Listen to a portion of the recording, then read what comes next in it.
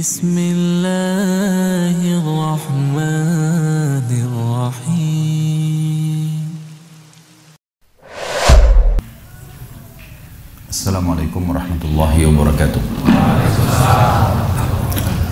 Alhamdulillah, kalimat mulia yang selalu kita ucapkan dari lisan kita sebagai orang yang beriman kepada Allah. Allah zat yang maha hidup, berdiri sendiri, menciptakan semua yang di langit, di bumi dan di kedalaman lautan, kelihatan atau tidak kelihatan oleh mata kita. La ilaha illallah, tidak ada sekutu, tidak ada partner, tidak ada yang membantu Allah dalam masalah itu. Dia zat yang maha tunggal, tidak beranak dan tidak diperanakkan, serta segala sesuatu bergantung padanya. Dialah zat yang telah menggantungkan segala nikmat yang dia berikan kepada kita dengan kalimat Alhamdulillah. Maka sangat wajar kalau kita sering mengucapkan kalimat yang mulia ini.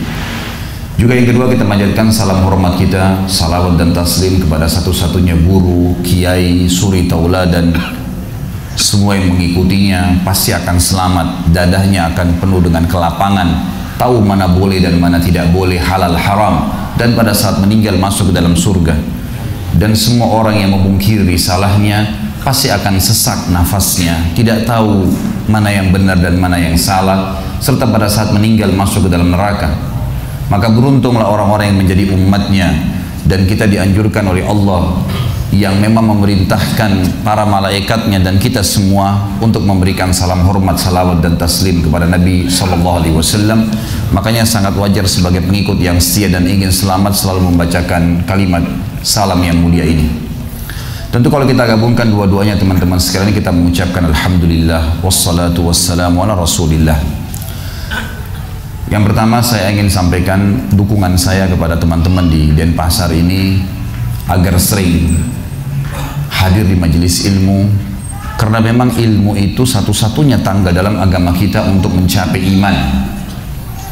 Dan kalau keimanan ini sudah ada, orang pelit bisa jadi dermawan, penakut bisa jadi pemberani, orang yang bodoh bisa menjadi pintar, miskin bisa jadi kaya, bahkan dari kafir bisa berganti gelar menjadi orang yang beriman. Dan iman ini akan membawa orang masuk dalam surga. Iman tidak mungkin datang kecuali dengan ilmu, dan kalau iman sudah datang maka secara otomatis amal soleh akan terdongkrak dan terlaksanakan. Jadi tangganya memang ilmu, ilmu akan datangkan iman, iman akan datangkan amal soleh. Tidak bisa terpisahkan satu sama yang lain. Maka rajin-rajinlah teman-teman sekalian hadir di majelis ilmu, baik dari para ustadz-ustadz yang ada di Denpasar, semoga Allah menjaga mereka semua, ataupun ustadz-ustadz yang datang dari luar, tanpa harus melihat siapa yang berbicara. Yang penting ilmu yang disampaikan sesuai dengan tuntunan wahyu Al-Quran dan Sunnah, maka ambillah ilmu itu. Kemudian sisi yang lain, yang kedua teman-teman, metode saya dalam menyampaikan ceramah, saya akan fokus ke materi. Dan saya sudah minta kepada panitia, kalau sampai azan Isya nanti belum selesai, maka kita break sholat Isya, kemudian sholat ba'diyah Isya'nya ditunda dulu, kita lanjutkan materi sampai Allah Subhanahu wa Ta'ala memudahkan kita menyelesaikannya. Dan saya tidak fokus ke pertanyaan, karena saya berharap antum pulang membawa ilmu. Kebanyakan orang di majelis ilmu kalau terlalu banyak pertanyaan, apalagi keluar dari tema, maka nanti antum pulang membawa setengah ilmu, setengah tanya jawab, dan ini membingungkan. Maka lebih baik bawa pulang ilmu itu lebih aman. Dan itu yang kami pelajari dulu dari dosen-dosen kami di Madinah. Mereka datang 50 menit, 60 menit ngajar, jarang sekali ada pertanyaan, kecuali darurat. Kalau memang perlu ditanya baru ditanyakan. Keluar dari majelis ilmu, dari kelas, tanyain langsung, Syekh ini maksudnya apa. Kalau darurat bertanya atau belum memberikan kesempatan. Dan itu saya rasakan manfaatnya sangat besar sekali dalam majelis ilmu. Kecuali memang tidak jelas ya, baru ditanyain. Tapi kalau sudah jelas, gak perlu ditanyain. Atau antum sudah pernah dapatkan dari ustadz yang satu, gak usah ditanyain pada ustadz yang lain, membuat antum bingung. Selama dalilnya sudah jelas, jalanin bismillah. Kecuali antum ragu atau ada orang lain yang menegur, baru antum ya konfirmasi kembali untuk meluruskan masalah itu. Yang ketiga, maaf, saya minta kepada teman-teman dengan hormat, tolong kalau disebut nama saya Khalid Basalamah saja, tidak perlu pakai gelar. Ini akan mengganggu saya pribadi. Jadi lebih baik Khalid Basalamah. Kalau perlu tidak usah Ustadz, hamba Allah, selesai. Untuk menjaga keikhlasan kita kepada Allah Subhanahu Wa Taala, lebih baik tidak usah disebut gelar-gelarnya. Ini terlalu banyak embel-embel dunianya gitu. Baik, kita akan bahas malam ini, semoga Allah berkahi bekal dunia akhirat. Semua manusia butuh bekal teman-teman sekalian. Kita tahu untuk perjalanan butuh bekal. Untuk apapun di dunia ini butuh bekal. Makanan, minuman, pakaian, persahabatan, uang, segala macam kita butuhkan dalam perjalanan kita. Allah subhanahu wa ta'ala memandu kita sebagai orang muslim dan mukmin kepadanya memiliki sebuah bekal teman-teman sekalian. Tapi bekal ini bukan makanan, bukan minuman, bukan pakaian, bukan kendaraan, bukan pasangan hidup. Sebuah bekal yang mengalahkan semua itu. Sebuah bekal teman-teman sekalian yang bisa membuat lapar antum terganti menjadi kenyang. Bisa membuat capek antum berubah menjadi semangat. Bekal yang sangat luar biasa. Dan Allah subhanahu wa ta'ala menyebutkan masalah bekal ini dalam surah Al-Baqarah ayat 197. Setelah Allah subhanahu wa ta'ala menjelaskan masalah haji, di potongan ayat Allah mengatakan, A'udzubillahi minasyaitonirrajim wa tazawwadu. Dan berbekallah kalian semua untuk kebahagiaan kalian di dunia, bisa melalui semua cobaan dengan sabar, dan juga bisa juga kalian mensyukuri nikmat sehingga bertambah. Di akhirat juga dapat yang terbaik dari surga, selamat dari api neraka. Wa tazawwadu fa inna khairaz zadit taqwa wattaquni ya ulil albab. Dan ketahuilah sebaik-baik bekal adalah ketakwaan, dan hanya bertakwalah kepada saya wahai orang-orang yang berakal. Definisi sederhana takwa adalah patuh. Patuh. Allah perintahin A, kerjakan. Allah larang B, tinggalkan. Selesai. Yang halal nikmatin, yang haram tinggalkan. Itu definisi sederhana. Tapi nanti akan kita lebih jelaskan dalam pertemuan kita ini. Yang jelas Al-Baqarah 197 menjelaskan kepada kita tentang masalah Allah menyuruh menjadikan takwa sebagai bekal. Dan bekal ini sangat luar biasa. Ini akan saya katakan tadi, kalaupun makan pas-pasan akan cukup. Kurang pun lagi kelaparan bisa terasa kenyang, bisa sabar. Para sahabat dengan bermodal takwa di medan jihad, mereka bisa memakan dengan hidup dengan sebutir kurma sehari. Bisa dengan seteguk air mereka bisa hidup. Ketakwaan membuat itu semua. Orang sakit dicoba 10 tahun, 20 tahun sakit stroke, mereka bisa bersabar melaluinya. Orang diberikan nikmat walaupun sedikit, minum seteguk air, syukurnya luar biasa, gitu kan? Karena ketakwaan semua sudah ada dalam diri mereka. Sisi yang lain teman-teman sekalian, Al-Baqarah 197 disimpan ke samping dulu. Kita angkat dalil yang lain, dan ada sebuah kaidah hidup. Saya sering dalam pengajian saya berbagi-bagi tentang masalah kaidah hidup. Kaidah hidup artinya jadikan sebagai poin dasar kehidupan Anda. Jadi, oh ini kaidahnya. Maka kita akan bisa menjalankan realisasi kehidupan kita dengan kaidah itu. Salah satu kaidah penting dalam kehidupan adalah kalau kita ingin termotivasi mengerjakan semua perintah Allah yang Allah perintahkan, wajib atau sunnah, dan kita ingin meninggalkan apapun yang Allah larang, haram atau makruh, ada satu kaidah penting. Kata ulama adalah al-wa'ad wal-wa'id. Al-wa'ad itu adalah janji positif Allah di ibadah yang akan kita kerjakan. Kalau antum bertanya, Ustadz bagaimana caranya? Khalid bagaimana caranya? Saya bisa rajin sholat malam. Saya bisa rajin bersedekah, saya bisa rajin bakti dengan orang tua, hadir di majelis ilmu, apa saja perbuatan ibadah yang diperintahkan untuk dikerjakan. Maka jawabannya seperti apa? Saya akan mengatakan coba cari tahu al-wa'ad. Dalam ilmu hadis dikatakan al-wa'ad wal-wa'id. Al-wa'ad ini janji positif Allah di ibadah yang akan kita kerjakan. Kalau bahasa lainnya fadilahnya, bahasa ceramah fadilah. Jadi sebelum sholat malam, nanti malam teman-teman sekalian, walaupun tidak bunyikan jam beker, insya Allah Anda bisa bangun. Caranya bagaimana? Coba sebelum tidur buka hadis Nabi SAW, 5-6 hadis saja tentang sholat malam. Kita punya hak dalam syariat kita bertanya, mengatakan apa sih saya dapatkan kalau saya sholat malam, kalau saya sholat 5 waktu, kalau saya sedekah, kalau saya haji dan umroh, kalau saya berjihad. Kenapa? Karena Allah memang yang menjanjikan itu. Semua ibadah semuanya ada janjinya, nggak ada yang tidak ada. Bahasa ceramahnya fadilah. Ini kata kunci luar biasa nih. Jadi sebelum tidur coba baca 5 hadis. Ternyata ada hadis yang berbunyi ya, kalau tertinggal sepertiga malam, Allah Azza wa Jalla mendatangi rumah kita di bumi ini, kemudian berkata kepada para malaikatnya, adakah yang minta tolong saya tolong, adakah yang punya hajat saya penuhi, adakah yang bertobat saya ampuni. Maka Allah subhanahu wa ta'ala datang ke rumah kita. Kita kalau ngajukan proposal pembebasan tanah ke wali kota misalnya, kita harus datang ke kantornya, bawa proposal, itu pun nunggu antri. Baik kalau dipanggil, kalau enggak mungkin enggak bakal dapat. Tapi ini setiap malam Allah Azza wa Jalla datang ke rumah kita. Oh ternyata di bumi maksud saya. kita akan mengetahui, oh ternyata ada yang saya dapatkan kalau saya sholat malam. Insya Allah dengan 5-6 hadis kita akan bersemangat untuk sholat malam. Oh, ingin haji, ingin sholat Jumat, ingin sedekah, baca semua janji Allah di ibadah itu. Kita akan tahu ya apa yang kita dapatkan, maka akan termotivasi kita untuk mengerjakannya. Sisi yang lain, kalau Anda bertanya kepada saya suka berdusta, riba, masih zina, masih banyak dosa yang saya kerjakan. Bagaimana caranya meninggalkannya? Maka saya mengatakan cari tahu al-wa'id. Al-wa'id ini gandengannya tadi al-wa'ad. Kalau al-wa'ad janji positif Allah di amal ibadah yang kita kerjakan. Kalau al-wa'id ancaman Allah di dosa yang sedang kita kerjakan. Coba baca 5-6 hadis saja. Orang riba itu diapain sih? Oh ternyata ada hadis Nabi SAW yang berbunyi 1 dirham riba lebih berat daripada 36 kali berzina. 1 dirham riba kata Nabi SAW lebih berat daripada berzina dengan ibu sendiri. Ada poin di situ, ada sebuah ancaman. Gitu kan? Orang kalau dusta diapain sih? Orang kalau zina diapain sih? Baca 5-6 hadis saja. Insya Allah dengan izin Allah Anda akan tinggalkan dosa itu. Karena wahyu berbicara langsung dengan hati manusia yang merupakan mahkota dalam diri manusia, akhirnya membuat mereka berubah. Maka ini kaidah hidup. Saya ingin tarik kaidah hidup ini dalam bahasan kita. Bekal dunia akhirat Al-Baqarah 197 tadi menjelaskan bahwasanya bekal ini adalah ketakwaan. Baik, saya ingin tahu takwa ini apa sih wa'adnya? Al-wa'ad, janji Allah di situ apa? Saya dapat apa kalau saya bertakwa? Ini perlu kita tanyakan, dan ulama menjelaskan tidak ada amal saleh, ibadah yang mengalahkan fadilahnya takwa. Nggak ada.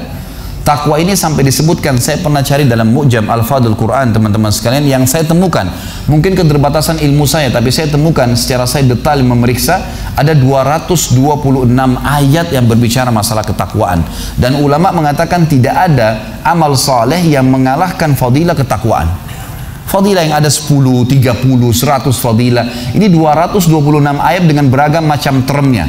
Term ini misalnya takwa, muttaqin, muttaqun, at-taqwa dan seterusnya. Ini definisi atau ini term-term atau bagian-bagian yang ada di situ. Tapi yang jelas sebanyak itu. Saya tidak bisa bahas semua, saya akan angkat ada ayat yang menarik dalam surah At-Talaq. Surah nomor 65 dalam Al-Quran ayat 2 sampai ayat 5. Ada 4 ayat.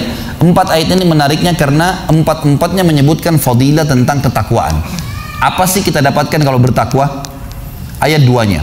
Allah Subhanahu wa taala berfirman, "A'udzubillahi minasyaitonir rajim, wa may yattaqillaha yaj'al lahu makhraja."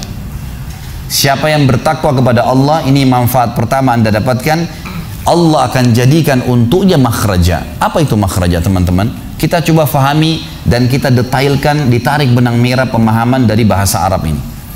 Makhraj ini dalam pemahaman atau rincian para ulama bahasa, dikatakan makhraj bisa berarti seseorang laki-laki yang sedang berjalan di sebuah tempat yang sempit sampai membuat tubuhnya nggak bisa bergerak. Kemudian tiba-tiba dia coba memaksakan diri keluar dari gang yang sempit itu. Kemudian dia temukan di depan matanya ujung dari gang itu, dan dia dapat lapangan luas sehingga dia bisa berlari. Transisi dari gang yang sempit ke jalan besar namanya makhraj dalam bahasa Arab. Makna yang lain kata ulama bisa berarti lubang biawak. Biawak ini hewan yang hidup di padang pasir biasanya, dan biawak ini kalau kita lihat lubang sarangnya, kita akan kira itu adalah lubang semut karena kecilnya lubang dia.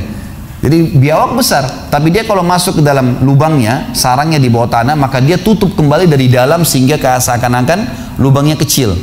Nah, biawak kalau mau keluar, dia menanduk-nandukkan kepalanya, dia membongkar kembali lubang yang dia buat tadi, yang cuma kecil seperti lubang semut saja, sampai besar. Kemudian dia berhasil mengeluarkan kepalanya dan mengeluarkan badannya, kemudian mencari makanan.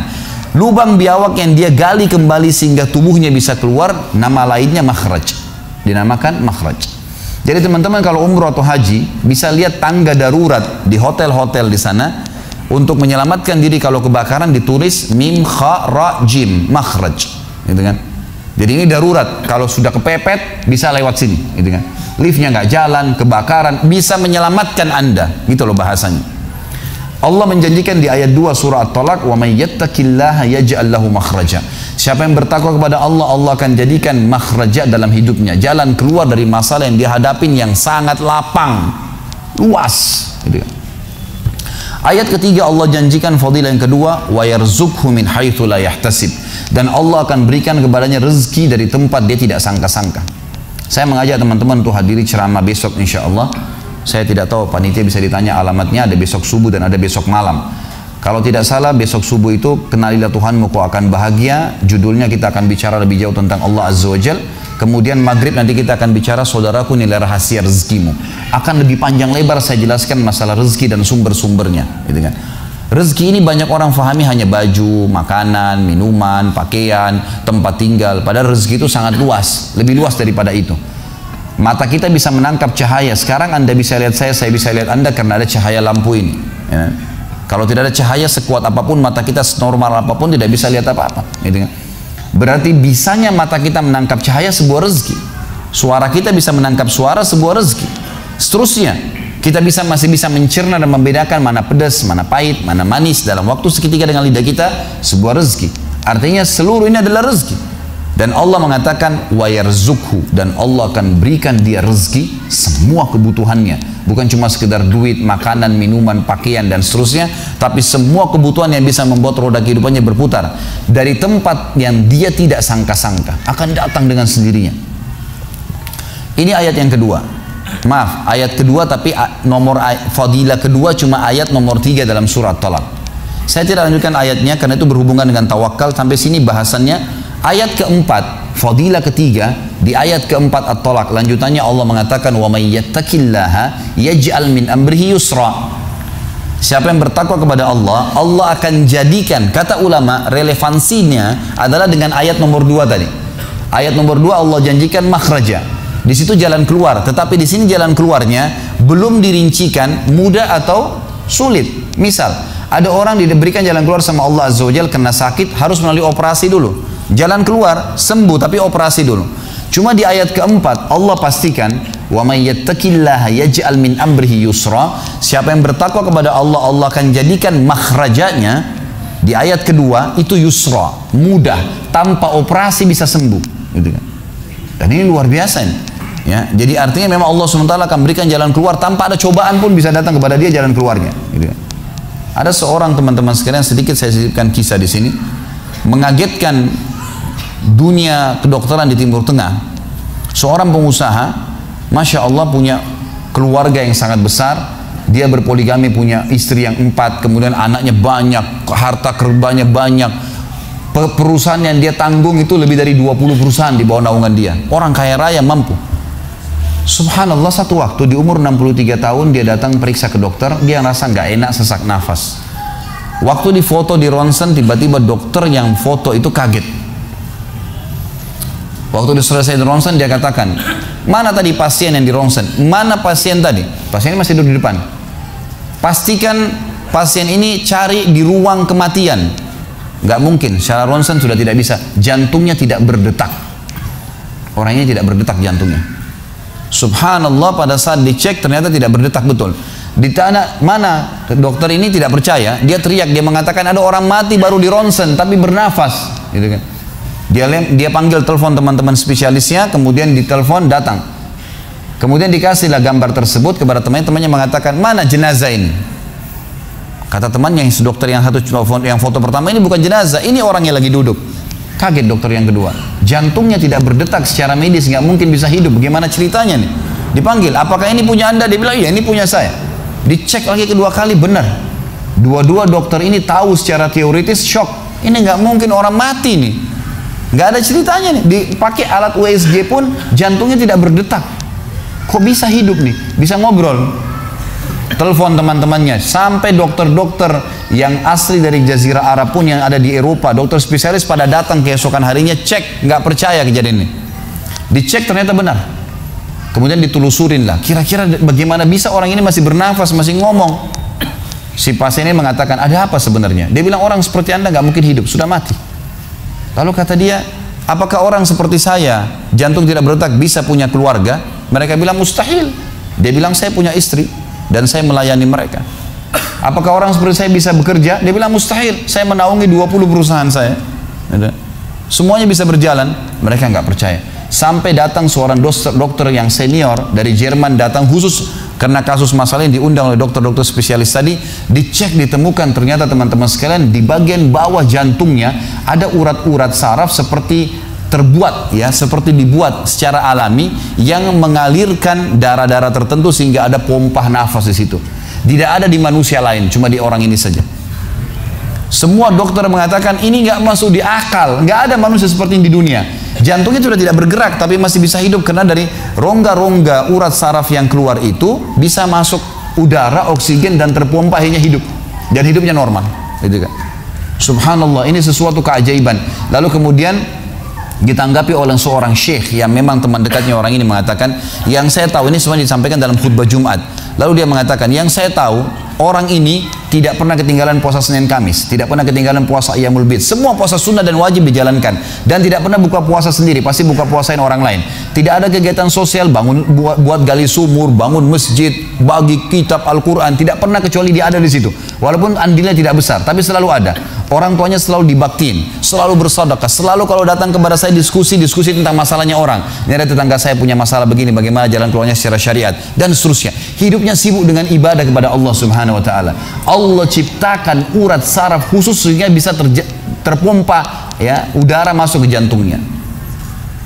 Tidak ada operasi. Ini yang dikatakan yaj'al min amri yusra. Mudah, aneh, dokter nggak masuk di akalnya. Dan ini banyak orang subhanallah lupa dengan Allah Azza wa Jalla. Subuh besok insya Allah kita akan bahas lebih jauh masalah itu. Mereka tidak tahu kalau kekuatan Allah Subhanahu wa taala. Sakit, dokter, dok, bagaimana saya bisa sembuh? Subhanallah. Sebelum pergi akhi, ukhti, bilang, ya Allah, jadikan dokter ini penyebab saya sembuh. Sembuh insya Allah. Tapi kita tidak bergantung pada manusia. Kata Nabi SAW dalam hadis Qudsi riwayat Bukhari, kata Allah Azza wa Jal, hai anak Adam, kalau kau menggantungkan nasibmu pada aku akan memenuhi semua kebutuhanmu. Tapi kalau kau menggantungkan nasibmu pada selain aku, maka aku akan biarkan kau dengan ketergantunganmu. Ya udah terserah kamu, tidak akan bisa ditolong, gitu kan? Tapi kalau Allah Azza wa Jal turun tangan, sudah berbeda ceritanya teman-teman sekalian. Baik. Di ayat yang kelimanya, fadilah yang keempat. Yang pertama diberikan makhraja, yang kedua rezeki tidak sangka-sangka, yang ketiga makhrajanya dimudahkan, dan yang keempat di ayat kelima ini, wa may yattaqillaha yukaffir anhu sayyi'atihi wa yu'dhim lahu ajra. Siapa yang bertakwa kepada Allah, Allah akan lipat gandakan balasan pahalanya dan Allah akan bersihkan dosa-dosanya. Surah Al-Imran ayat 133 juga menjelaskan masalah itu. Yang lain, fadilah yang lainnya. Tentu kita hanya bahas dua surah ini. Al-Imran 133 berbicara masalah surga. Allah Subhanahu wa taala berfirman, a'udzubillahi minasyaitonir rajim, wasari'u ila maghfiratin min rabbikum wa jannatin arduhas samawati wal ard. Penutupan ayat, uiddat lil muttaqin. Berlumba-lumbalah kalian mengejar surga dan pengampunan Tuhan kalian, yang berlumba-lumbalah kalian menuju kepada pengampunan Tuhan kalian dan surga yang luasnya seluas langit dan bumi yang hanya dijanjikan untuk orang-orang yang bertakwa. Begitulah tulus janji Allah Subhanahu wa taala. Banyak ayat Allah mengatakan wal aqibatu littaqwa, yang menang terakhir pasti orang yang bertakwa, dan terlalu banyak ayat berhubungan dengan masalah ini. Tapi ringkas cerita adalah teman-teman sekalian, Allah di Al-Baqarah 197 memerintahkan kita menjadikan takwa sebagai bekal. Kita sudah dengar sebagian kecil dari fadilah takwa. At-Talaq ayat 2 sampai ayat 5 dan juga Al-Imran 133 menjelaskan tentang kelebihan takwa. Tinggal sekarang pertanyaan kecilnya adalah, dan ini inti bahasan kita, kalau begitu apa itu takwa? Saya ingin menjadikan sebagai bekal saya. Saya ingin mendapatkan semua fadilah yang dijanjikan. Maka yang paling menarik perhatian saya pribadi dan saya ingin berbagi pada malam ini teman-teman sekalian adalah definisi Ali radhiyallahu anhu. Dan ini juga disebutkan oleh Hasan Basri rahimahullah. Kemungkinan kata para ulama, Hasan Basri karena seorang tabi'in ngambil ilmunya dari Ali radhiyallahu anhu, dan itu bukan mustahil, gitu kan. Intinya definisinya dia mengatakan at-taqwa dibagi 4 oleh beliau. Al-khawfu minal jalil, wal-amalu bit-tanzil, wal-ridha bil-khalil, wasti'dadu liyawmir rahil. Beliau mengatakan takwa itu adalah 4 potongan, kata Ali radhiyallahu anhu. Yang pertama, al-khawfu minal jalil, takut kepada Allah Subhanahu wa taala. Nanti akan kita rincikan pada pertemuan kita ini teman-teman sekalian, bagaimana takut kepada Allah sementara Allah tidak kelihatan dengan mata kita. Kalau kita takut dengan harimau, wajar, harimau ada di depan kita akan menerkam. Tapi Allah Azza wa Jalla tidak kelihatan. Kita akan jelaskan panjang lebar masalah itu. Lalu kata Ali, selain takut kepada Allah, juga al-amalu bit-tanzil, berbuat ibadah sesuai dengan panduan wahyu saja, Al-Quran dan Sunnah. Ar-ridha bil khalil, ridha terhadap apa yang Allah berikan, dan kita akan bicara di sini masalah konsep syukur dan sabar. Kemudian yang terakhir, isti'dadul yaumir rahil, punya persiapan untuk pulang nanti menuju akhirat, siap untuk menghadapi kematian. 4 definisi ini, potongan ini akan kita bahas pada malam ini insya Allah. Yang pertama teman-teman sekalian, Pada saat Ali mengatakan Allah at-taqwa al-khawfu minal jalil, takut kepada Allah Subhanahu wa taala, ini perlu kita rincikan. Takut kepada Allah Subhanahu wa taala, kata ulama akidah, sebagian ulama akidah mengatakan melalui dua pintu. Yang pertama, memahami hakikat la ilaha illallah, memahami hakikatnya la ilaha illallah, la ma'budu bihaqqin illallah, tidak ada Tuhan yang berhak disembah kecuali Allah. Makna tidak ada Tuhan yang berhak disembah kecuali Allah, teman-teman sekalian, coba angkat pandangan mata Anda ke langit.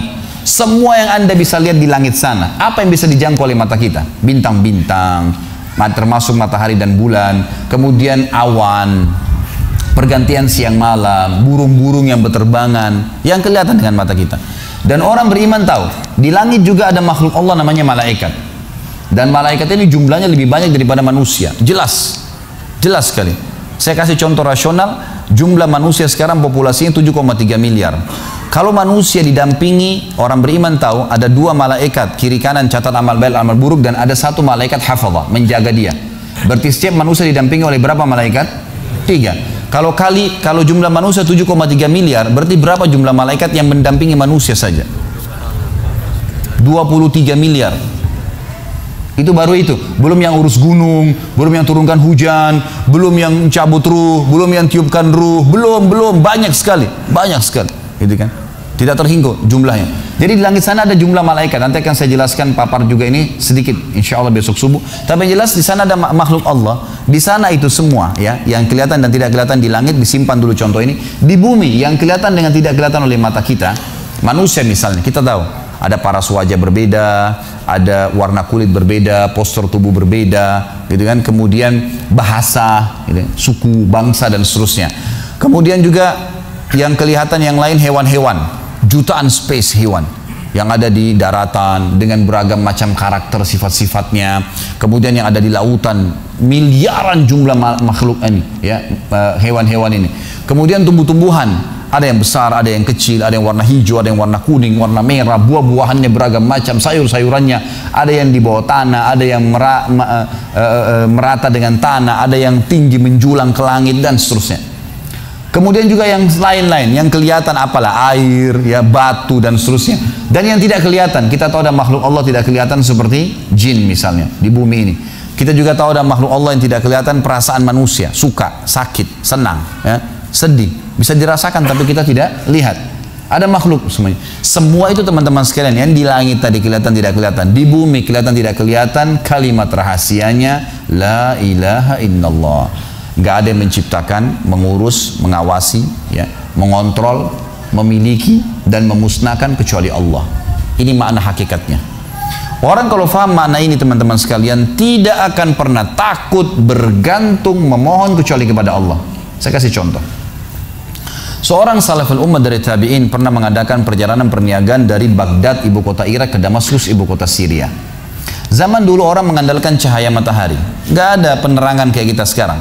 Jadi orang kalau pagi jalan sampai menjelang terbenam matahari, mereka tinggal di situ, tunggu sampai besok nginep, besok terbit matahari baru jalan lagi. Karena mereka nggak ada penerangan. Orang ini kebetulan sebelum tiba di Damaskus, pas waktu maghrib, dia tiba di sebuah hutan. Hutan ini lebat, gelap, ya. Bayangkan kalau Anda di posisi ini gelap, di hutan sendirian, nggak ada orang-orang. Dan hutan ini liar, gelap sekali. Maka dia terpaksa nginap, tunggu besok terbit matahari baru bisa jalan. Kalau dia keluar juga jadi kacau, kemana-mana jalannya, gitu kan. Maka dia pun wudhu, dia sholat maghrib isya jamak qasar layaknya seorang musafir, lalu dia coba istirahat, tertidur. Di awal malam, kalau kita sekarang sekitar jam 11 malam, dia bangun ingin sholat tahajud. Dia cerita tentang dirinya, ulama angkat kisah ini dalam buku-buku akidah tentang masalah hubungan seorang hamba dengan Allah Azza wa Jalla. Yang terjadi teman-teman sekalian, pada saat dia sholat, dia bilang, selesai 2 rakaat pertama, saya ingin berdiri ke rakaat tahajud selanjutnya. Tiba-tiba saja di depan mata saya ada seekor harimau meraung dengan keras, siap menerkam saya. Dan kedengaran dari suara harimau dia kelaparan. Saya waktu itu berpikir, kalau saya lari, pasti saya bisa ditangkap oleh harimau ini. Dia lebih cepat, lebih kuat, gitu kan? Dan matanya lebih tajam. Apalagi ini lokasi memang tempat dia hidup. Saya tidak bisa buat apa-apa. Maka dia bilang, tiba-tiba saya teringat dengan Tuhan Allah Azza wa Jalla. Lalu saya berkata pada harimau tersebut, dia berkata, wahai harimau, kalau seandainya Allah yang telah menciptakan kamu dan saya, ya, mengutusmu untuk memakanku, aku tidak akan melawan. Karena sudah takdirnya. Tapi kalau kau datang untuk mengganggu ibadahku dengannya, bukan karena perintah Allah, maka kau akan minta kepadanya Allah Azza wa Jalla untuk mematikanmu. Tiba-tiba dikatakan dalam kisah ini, orang saleh ini bercerita, harimau tersebut menundukkan pandangan matanya meninggalkan saya, tidak jadi memangsanya. Apa yang kita ambil peran dari sini, teman? Apa yang kita ambil pelajaran daripada kisah ini? Harimau pun yang buas makhluknya, Allah Azza wa Jalla. Ini masih hidup gak ini? Kok nggak ada nyaut, nggak ada apa ini? Saya nggak tahu ini ngantuk, tidur atau hadir nggak? Ini rupanya di Bali orang suka senyap ya. Jadi ternyata Allah Subhanahu wa Ta'ala menciptakan semuanya, teman-teman sekalian. Ular kah, harimau kah, apa saja. Salah satu kebahagiaan seorang mukmin yang kenal Tuhannya adalah tidak akan pernah takut kepada raja zalim, kepada pasukan yang 10.000, 1 juta. Apa saja tidak akan pernah ditakutin, karena tidak akan mati kecuali ajalnya datang, gitu kan? Subhanallah, kisah Al-Ala Al-Hadrami, seorang sahabat Nabi yang mulia. Beliau pernah diutus oleh Nabi SAW untuk berperang. Begitu tiba di sebuah mulut hutan, hutan itu agak lebat, gitu kan? Begitu tiba di mulut hutan, beliau ingin menyeberang, tapi beliau utus dulu ya beberapa pimpinan pasukan, coba cek hutan ini bisa dilewatin nggak? Mereka kecek, setelah ngecek kembali mengatakan, wahai Amir, pemimpin nggak bisa lewati. Ini hutan terlalu lebat, juga kita tidak tahu di mana jalan keluarnya, penuh dengan hewan-hewan buas. Kalau Anda paksakan lewat, pasukan Anda akan habis. Apa kata beliau? Baiklah, setelah saya bertakbir 3 kali, ikutin saya. Maka beliau pun mendekatkan kudanya lalu berkata, berteriak dengan suara keras, wahai semua yang ada di dalam hutan ini, yang mendengarkan suara saya atau tidak mendengarkan suara saya, kalian tahu kami siapa? Kami adalah utusan Rasulullah SAW berperang di jalan Allah. Maka mudahkanlah jalan kami untuk keluar dari hutan ini. Dalam riwayat ini dikatakan dan yang disaksikan oleh para sahabat, hewan-hewan yang biasa saling memangsa kayak harimau sama rusa, gitu kan, serigala sama kelinci, semuanya bersebelahan, saling bersatu berdempetan untuk menunjukkan jalan keluar pasukan mujahidin sampai mereka keluar tidak digigit 1 orang pun. Kekuatan keyakinan kepada Allah Azza wa Jalla ini luar biasa. Kisah yang unik yang lain adalah surat Umar bin Khattab kepada Sungai Nil. Pernah Amr bin As radhiyallahu anhu, sahabatnya waktu masuk ke Mesir, begitu beliau dinobatkan jadi gubernur, baru minggu pertama, baru pekan pertama, tiba-tiba air Sungai Nil, air sungai hilang, habis. Ini bukan musim kemarau ini, habis, hilang tiba-tiba. Lalu Amr bin As panggil pimpinan-pimpinan orang suku Kipti, orang asli Mesir, datang semua, yang sudah masuk Islam tentunya. Ditanya oleh Amr bin As, apa yang terjadi nih? Sungai Nil kok bisa begini? Dia bilang, wahai Amir, wahai gubernur, ini sudah sering terjadi begini. Ini setiap tahun begini. Lalu kata Amr bin As, apa yang kalian lakukan? Kami selalu melempar tumbal, lempar sapi, lempar kambing, dan yang paling cepat airnya keluar kalau kami lempar tumbal anak gadis. Dari mulut Sungai Nil dilempar ke bawah, diikat, begitu jatuh, kebentur kepalanya, keluar darah, begitu netes darah langsung keluar air. Kata Amr bin As, demi Allah ini nggak ada dalam Islam. Dari mana ini? Saya akan tulis surat kepada Amir bin Umar bin Khattab, kirim surat. Begitu tiba tangan Umar bin Khattab, Umar mengatakan, wahai Amr bin As, ini balasan surat saya, dan bacakan surat saya kepada Sungai Nil. Suratnya dari hamba Allah Umar bin Khattab, ya, kepada Sungai Nil. Kalau seandainya selama ini kau mengalir karena tumbal yang dilemparkan kepadamu, hai Nil, kami tidak ingin kau mengalir selamanya. Tapi kalau kau mengalir atas nama Allah Al-Jabbar yang Maha Perkasa, maka mengalirlah dengan atas nama Allah itu. Semenjak itu air Sungai Nil keluar, tidak pernah hilang sampai sekarang. Ternyata permainan syaitan menyesatkan manusia. Coba bagaimana kekuatan akidah seseorang yang sudah mengenal Tuhannya Allah Azza wa Jalla. Jadi luar biasa kisah-kisah mereka ini. Memahami hakikat la ilaha illallah ini, teman-teman sekalian, bahwasanya semua selain Allah dalam makhluk, kita sama air, sama batu, sama apapun sama. Jangan pernah takut dengan mereka. Nggak perlu takut, nggak perlu menggantungkan nasib. Dokter hanya bisa tulis resep semoga lekas sembuh, nggak ada pasti sembuh. Tapi Allah Azza wa Jalla menjanjikan, kata Ibrahim alaihissalam, wa idza maritu fahuwa yashfin. Kalau saya sakit pasti Dia yang sembuhkan. Para sahabat, teman-teman sekalian, kalau sendal mereka putus, mereka mengangkat tangan ke langit mengatakan, ya Allah, sendal saya putus, gantikanlah. Lihat bagaimana kekuatan keyakinannya kepada Allah Azza wa Jalla. Yakin Allah itu memang ada di langit sana. Allah itu Sami', maha mendengar, Basir, maha melihat, Alim, maha mengetahui dan segalanya. Gitu kan? Maka Allah Azza wa Jalla tidak lemparkan sendal dari langit teman-teman sekalian. Tapi jawaban doa datang adalah dalam bentuk sinyal. Allah tiba-tiba nanti membuat ada orang yang kesian dengan dia dibelikan sendal, dia dapat duit bisa beli sendal, terjawab itu. Tapi kekuatan keyakinan mereka adalah Allah Azza wa Jalla. Semuanya langsung berhubungan dengan langit, dengan Tuhannya. Langsung berhubungan dengan Tuhannya Allah Azza wa Jalla. Baik, saya akan lebih jelaskan panjang lebar besok pagi insya Allah. Mudah-mudahan antum ada waktu hadir. Kita akan jelaskan kenapa Allah, di mana Allah itu, kenapa Allah tidak kelihatan dan bagaimana berhubungan dengan Allah Azza wa Jalla. Itu bahasanya besok subuh. Sekarang saya akan bahas teman-teman sekalian. Syaitan musuh kita. Siapa syaitan ini? Kita akan berikan gambaran dulu. Manusia sama Allah menciptakan malaikat dari cahaya dan malaikat tidak melalui proses biologis. Allah ciptakan tiba-tiba besar, bersayap, bertugas, gitu kan? Jin dan manusia yang diberikan taklif, beban hukum, maka mereka melalui proses biologis, hubungan biologis, kemudian jadi bayi, si wanitanya hamil, kemudian melahirkan anak, bayi, anak-anak, remaja, tua, mati, kan gitu. Itu proses biologis. Baik, jin sama manusia ini sama dalam arti kata pembagiannya. Ada jin yang mukmin, ada manusia yang mukmin.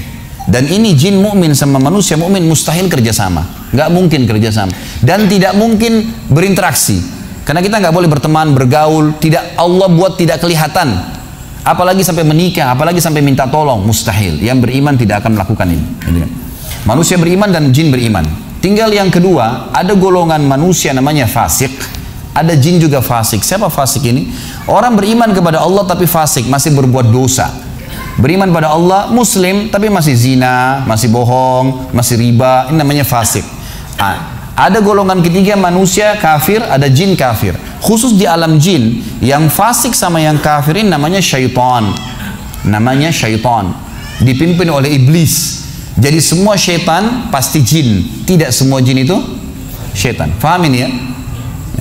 Baik. Dipimpin oleh iblis. Jadi iblis ini pimpinannya syaitan, bukan pimpinan jin. Di alam jin itu ada jihad, mereka berperang, gitu kan? Kalau bukan iblis karena sudah terlanjur minta sama Allah dipanjangkan umurnya sampai hari kiamat, sudah lama dibunuh oleh jin mukmin tuh. Di alam situ ada, gitu kan? Nah, golongan syaitan ini selalu ingin menyesatkan manusia. Menyesatkan manusia. Tentu ini disebutkan dalam surah jin ya. Di antara ayatnya adalah a'udzubillahi minasyaitonirrajim wa kana yaqulu safihuna 'alallahi syatata. Jin-jin beriman berkata, dulu orang bodoh di antara kami, maksudnya iblis, telah berkata kepada Allah sesuatu yang dusta, yang buruk, yaitu Allah punya anak, itu kan, suruh sembah berhala, ngakuin dia sebagai Tuhan. Jadi jin beriman membantah itu. Jin beriman membantah itu. Dan ulama sepakat mengatakan jin beriman akan masuk ke dalam surga bersama dengan orang beriman. Walaupun manusia lebih tinggi derajatnya, karena manusia khalifah. Karena manusia adalah khalifah. Jin-jin ini cuma ikut. Dari 124.000 nabi yang Allah utus, diantaranya 313 rasul. Itu semuanya dari manusia, tidak ada dari jin. Jin cuma sekedar mengikuti kita. Makanya tidak boleh interaksi, nggak boleh minta tolong, karena mereka di bawah kita teman-teman sekalian. Di bawah manusia. Allah pada saat mengatakan dalam surah Al-Baqarah kepada para malaikat, a'udzubillahi minasyaitonirrajim, inni ja'ilun fil ardi khalifah, saya akan jadikan di muka bumi khalifah. Siapa khalifah? Ini pemimpin. Manusia ini begitu datang di sebuah tempat, tadinya kalau kosong, antum datang tinggal di situ, maka semua makhluk Allah pindah. Mau ular, mau singa, mau apa, pindah. Cium bau manusia, pergi. Jin-jin pun semuanya pergi. Mereka nggak ada yang berani sama manusia, karena mereka tahu dengan sunnatullah ini khalifah. Bodohnya banyak manusia tidak faham. Mereka datang minta tolong kepada makhluk-makhluk ini. Apalagi golongan syaitan. Seperti contoh, dalam surah jin disebutkan salah satu penyebab turun ayat-ayat 10 ayat pertama dalam surah jin, tepatnya 15 ayat pertama. Kata Ibnu Katsir rahimahullah bahwasanya orang-orang Arab jahiliyah dulu, mereka biasa kalau mengadakan perjalanan, mereka kalau turun di sebuah lembah, maka tidak ada sebab, tidak ada apa-apa, tapi pimpinan kafilahnya mengeluarkan setengah bekal dari bekal makanan mereka, minuman mereka, lalu dia pergi ke tengah-tengah lembah lalu berkata, wahai penjaga lembah, ini setengah bekal kami, ambillah dan jangan ganggu kami. Apa kata Allah Azza wa Jalla tentang syaitan yang lewat di situ? Fazaduhum rahaqa. Syaitan-syaitan makin kerjain mereka. Awalnya nggak ada apa-apa, yang jaga lembah malaikat, yang jaga gunung malaikat, yang tiupin angin malaikat, yang turun hujan malaikat, semua malaikat nih penuh di muka bumi. Tapi bodohnya dia datang minta-minta kepada syaitan. Selalu kalau orang-orang, maaf saya bahasakan, ini harus diganti definisinya. Banyak orang bilang di Indonesia orang pintar, ini orang tidak pintar. Orang tidak normal, jangan dibilang paranormal. Ini definisi yang salah sehingga membuat orang awam pada belajar sama mereka. Ini orang-orang bodoh. Kenapa bodoh? Karena jauh dari Allah Azza wa Jalla. Ini Allah murka dengan mereka. Mereka bodohnya datang tidak faham kedudukannya sebagai khalifah. Mereka manusia. Jadi mereka datang bersemedi di hutan, di gua, di pinggir lautan. Hari pertama dia bersemedi, syaitannya lewat, syaitannya nggak berani ganggu. Ini manusia nih, ini khalifah, pemimpin. Tapi hari kedua, hari ketiga nggak makan, nggak minum, buang air besar di situ, buang air kecil di situ. Bodoh. Akhirnya syaitan mulai hari ketiga keluarin suaranya. Iya, kamu apa? Ya, saya mau ilmu kebal. Coba perhatikan orang bodohnya syaitan, ya. Terus kemudian membodohi orang yang pintar. Orang pintarnya jadi bodoh juga kena ikut-ikutan. Disuruh apa? Minum darah, minum kencing kamu, makan kotoran kamu. Bodoh. Gimana caranya nih? Allah sudah bongkar kepada kita masalah itu, soalnya bukan perkataan saya, gitu kan? Dibongkar kedoknya gitu. Seperti ibaratnya orang-orang yang kuliah, Anda kuliah, sarjana, pintar, Masya Allah cerdas, sakit kepala lewat di pinggir jalan. Lewat anak SD, Dek sebentar Dek, panggil, kita lagi, ini orang lagi sakit kepala nih, orang kuliah nih, panggil Dek, kepala saya sakit, apa obatnya? Si anak SD bilang, minum kencing saya Kak. Bodohnya nih anak kuliah mengatakan, baik sini kencingmu. Begitu orang yang kerjasama sama jin teman-teman. Syaitan musuh, syaitan lemah. Dan itu jalan di muka bumi cuma ada dua teman-teman. Jalannya Allah Azza wa Jalla, Allah, la ilaha illallah. Ini Allah, tidak ada Tuhan selain. Ujung-ujungnya masuk surga. Juru bicaranya nabi-nabi, diteruskan oleh para ulama sebagaimana sabda Nabi SAW, al-ulama warasatul anbiya. Ulama pewaris para nabi. Dilanjutkan oleh para dai-dai. Mau selamat hadir majelis ilmu seperti ini. Karena ini memandu ke jalan nabi-nabi dan nabi yang pandu ke jalan Allah SWT. Dan ini adalah jalan yang masuk ke surga. Enggak ada jalan lain. Jalan yang kedua dan tidak ada jalan yang ketiga, jalannya syaitan, iblis. Juru bicaranya dukun, peramal, penyamun, penyihir dan ahli maksiat. Berkumpul sama mereka pasti dipandu ke jalan syaitan, ujung-ujungnya neraka. Nggak ada jalan lain dan tidak bisa disatuin, nggak bisa. Nggak bisa. Orang yang bilang, oh saya cuma pelihara khadam jin muslim, ini sama syaitan itu. Itu syaitan, nggak boleh.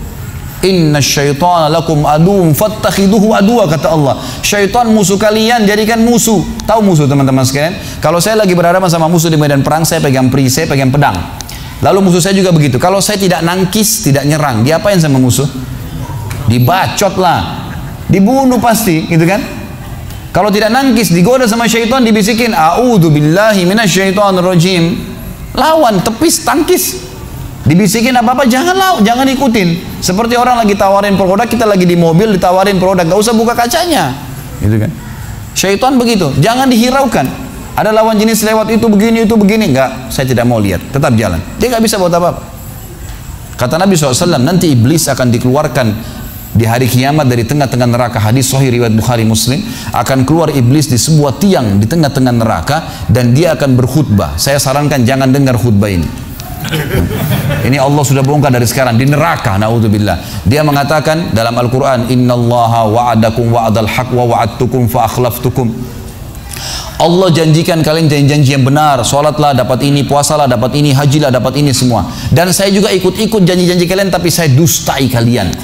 Jangan salahin saya, salahin diri kalian sendiri. Saya tidak bisa tolong kalian, kalian juga tidak bisa tolong saya. Saya hanya manggil-manggil kalian, cuma bisik-bisikin, kalian salah sendiri, kenapa ikutin saya?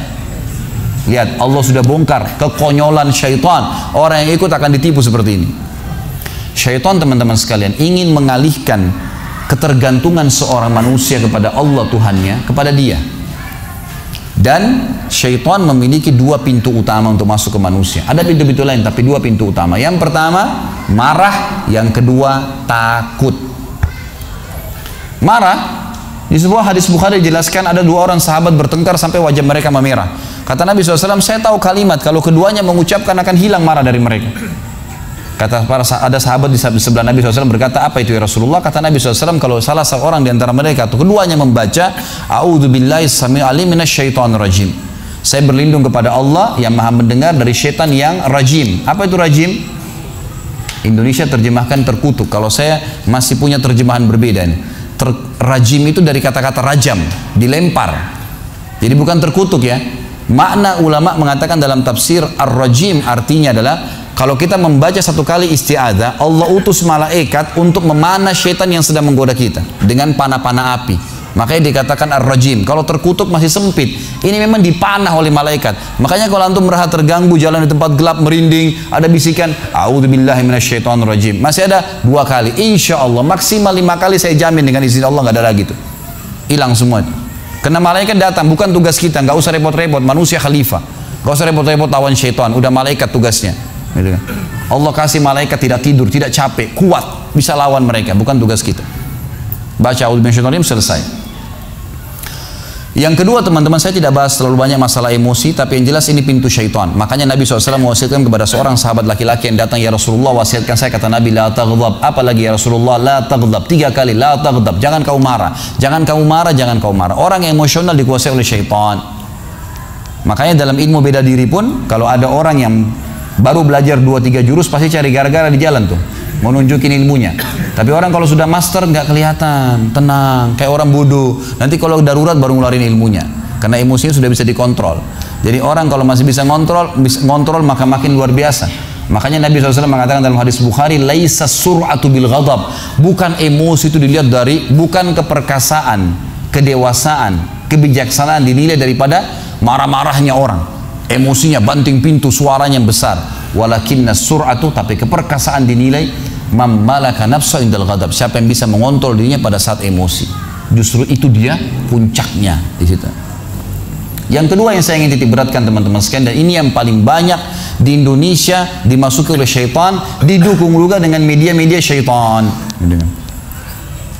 Masalah pintu takut. Takut. Kenapa dukun-dukun itu kalau kita masuk ke tempatnya selalu gelap, ada tengkorak, remang-remang? Karena antum harus takut dulu. Kalau ada rasa takut bisa dikuasai sama dia. Tapi kalau tidak takut nggak bisa. Orang yang mau dihipnotis, kalau akidahnya benar nggak bisa dihipnotis tuh. Setannya nggak berani. Dan ini kita harus hati-hati teman-teman sekalian, karena pintu takut ini selalu ditunggang oleh syaitan. Saya kasih contoh begini. Kalau ada satu rumah di Indonesia ini, anggap di Bali sinilah, karena antum lagi di Bali. Ada satu rumah teman-teman sekalian, di situ ada orang bunuh diri, gantung diri. Kira-kira mau beli rumahnya nggak? Jawab jujur ya. Kenapa nggak mau? Hah? Setelah saya jelaskan malam ini, beli besok ya. Diskonnya buat saya. Baik, banyak orang jawabannya takut. Kenapa takut? Ada ruh gentayangan. Baik, simpan contoh itu. Ada contoh kedua teman-teman. Ada satu rumah, tadi bunuh diri ya. Sekarang satu rumah dibunuh oleh perampok. Mau beli rumahnya nggak? Sama juga. Masya Allah cuma 3 orang yang jawab, yang lain berani semua. Nggak mau juga beli. Kenapa? Takut. Ada ruh gentayangan. Teman-teman sekalian, ambil dari saya malam ini dengan izin Allah. Ini ilmu dari wahyu, bukan dari saya. Tidak ada ruh gentayangan. Nggak ada ceritanya dalam Islam kuburan terbuka pocongnya keluar. Nggak ada itu. Nggak ada tangan dari kloset tarik-tarik orang. Itu semua dusta, dusta, perusakan akidah dari media-media syaitan nih. Sinetronnya, filmnya, segala macam. Manusia bisa berubah jadi singa lah, bisa beginilah, macam-macam. Dusta, dusta, nggak ada dalam Islam, nggak ada. Dari mana dalilnya? Nggak ada ruh gentayangan. Baik, dengarkan hadisnya. Hadis yang mulia, hadis riwayat Bukhari. Suatu hari Nabi SAW pernah mengantar jenazah sahabatnya. Waktu jenazah tersebut ditaruh di kuburan, kata Nabi SAW, kalau seseorang mukmin meninggal dunia, siapa orang mukmin teman-teman sekalian? Orang yang sudah menggabungkan antara rukun Islam sama rukun iman. Kalau antum syahadat sudah, muslim, alhamdulillah, salat 5 waktu, zakat, puasa Ramadan, haji, sudah dikerjain. Ditambah dengan keimanan, yakin Allah ada, yakin malaikat ada mencatat, yakin diturunkan dalam Al-Quran, yakin ada Rasul yang mengajarkan Nabi Muhammad SAW, ada diterima pahalanya hari kiamat, maka itu namanya mukmin. Dengan ditambah dengan mengimani qada dan qadar. Kalau ada orang sholat, Allah ada nggak ya? Malaikat catat nggak ya? Hari kiamat saya terima nggak? Ini masih muslim, belum mukmin, masih level di bawah. Pertama muslim dulu baru mukmin. Makanya dalam hadis disebutkan ada iman, ada Islam, ada iman, ada ihsan, gitu kan? Ini level-levelnya. Nah kata Nabi SAW, kalau orang mukmin menggabungkan antara rukun Islam sama rukun iman, sholat yakin Allah ada, sholat begini dan seterusnya, maka akan datang kepadanya 3 sosok malaikat pada saat meninggal. Dan ini teman-teman bukan dongeng saya ceritakan, ini hadis Nabi, berita wahyu yang pasti kita semua akan saksikan. Demi Allah ini benar, ini wahyu, gitu kan. Malaikat datang, di kiri kanannya malaikat rahmah yang membawa kain kafan dari surga, yang satu malaikat maut diubun-ubun kepalanya sambil berkata, ya ayyatuhan nafsul mutmainnah irji ila rabbiki radiyatan mardiyah. Hai jiwa yang baik, keluarlah kepada rahmat dan pengampunan Tuhanmu. Kata Nabi SAW, ruhnya keluar lebih mudah daripada air dari mulut kendi, cepat sekali. Begitu keluar, belum sesaat keluar ditangkap oleh malaikat rahmah, dibungkus dengan kain kafan dari surga, dibawa ke langit. Begitu dibawa ke langit, menembus 7 lapis langit, semua malaikat-malaikat di atas langit sana berkata, ruhnya siapa ini? Sungguh mulia ruh ini. Kenapa? Kata Nabi SAW, karena ruh itu mengeluarkan bau yang lebih wangi daripada bau kasturi. Semoga kita semua insya Allah termasuk. Maka kata Nabi SAW, malaikat rahmah mengatakan ini fulan bin fulan, namanya yang paling mulia di dunia. Lalu kemudian ditembuskan sampai langit ke-7, lalu kemudian terdengar suara dari langit ke-7. Allah Azza wa Jalla berkata, catatkan hambaku ini termasuk penghuni surga, kembalikan dia di dunia, di sana saya ciptakan, di sana pula saya akan bangkitkan. Diantar ruhnya bersamaan jasadnya, diantar oleh kerabatnya. Baru 3 langkah mereka jalan, dia masih bisa, ruh ini masih mendengarkan suara sendal mereka. Lalu malaikat datang mendudukkan dia lalu berkata, siapa Tuhanmu, siapa nabimu, apa kitabmu? Lalu dia kalau orang beriman, kata Nabi SAW, Allah berfirman, yuthabbitullahu alladhina amanu bil qawli tsabit fil hayatid dunya fil akhirah. Allah akan tetapkan jawaban lisan orang-orang beriman di dunia. Kalau dia belajari agama ini lalu ditanya kenapa kau sholat, kenapa kau puasa, dia akan punya jawaban dari wahyu. Dan di akhirat kata ulama tafsir adalah yang dimaksud pertanyaan mungkar nakir atau malaikat di kuburan. Ringkas cerita adalah dia akan menjawab, Tuhanku Allah, Nabiku Muhammad, kitabku Al-Quran. Pada saat dia jawab jawaban itu teman-teman sekalian, maka tiba-tiba saja kata Nabi SAW, malaikat tersebut membukakan baginya pintu neraka, azab, siksaan, orang teriak-teriak, api yang berkobar-kobar, dia ketakutan. Kata malaikat, lihat dari apa Allah selamatkan dirimu. Karena kau beriman, kau nggak jadi masuk sini, ditutup. Supaya dia tahu nih, kalau dia berbuat salah akan masuk situ, ditutup. Dibuka pintu surga, dayang-dayang, permadani, istana yang luas, luar biasa. Dia gembira. Lalu kata malaikat, kau akan masuk di sini. Maka si mayit tersebut pun berdoa mengatakan, ya Allah cepatkan waktu, karena aku ingin masuk ke dalam surgaku. Lalu datang di sebelahnya orang yang tampangnya gagah, badannya bersih, wangi, saking sempurnanya kata jenazah ini. Ruh ini berkata, siapa kamu ini? Sungguh sempurna ciptaan Allah pada dirimu. Maka dia berkata, diam dulu. Maka dia berkata, gitu kan? Dia berkata, saya amal soleh akan menemani kau sampai hari kiamat. Insya Allah setelah riwayat ini kita sholat. Saya amal soleh akan menemani kau sampai hari kiamat. Maka kata Nabi SAW terdengar suara, ya Allahu alam di sini disebutkan Allah atau malaikatnya, tapi yang jelas menyampaikan dari Allah Subhanahu Wa Taala, lapangkan kuburan hambaku ini seluas pandangan matanya dan bukakanlah pintu surga baginya setiap pagi dan petang dia melihat. Maka jadilah kuburannya taman dari taman surga sampai hari kebangkitan. Baik. Sebaliknya kata Nabi SAW, kalau orang fasik, siapa tadi fasik? Muslim yang masih berbuat maksiat. Teman-teman hati-hati, jangan kena mengandalkan sudah syahadat kemudian bebas berbuat dosa. Hati-hati. Fasik dan orang kafir proses matinya sama. Kata Nabi SAW, orang fasik dan orang kafir akan datang kepadanya 3 malaikat. 2 malaikat azab di kiri kanannya, 1 malaikat maut di bunuh-bunuh kepalanya yang berkata, hai jiwa yang busuk, keluar kepada kemurkaan Tuhanmu.